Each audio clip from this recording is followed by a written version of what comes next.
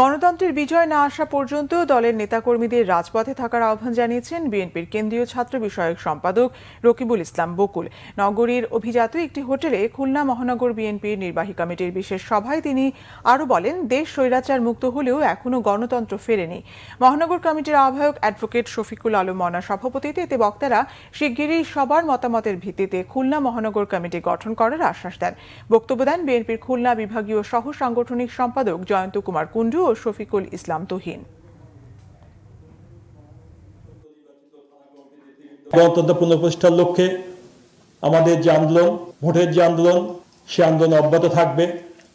আমরা জাতীয়তাবাদী দল সে আন্দোলনের রাজপথে আছি এবং ইনশাল্লাহ যতদিন পর্যন্ত না জনগণের ভোটাধিকার জনগণ ফিরে পাচ্ছে ততদিন পর্যন্ত আমরা রাজপথে থাকবো।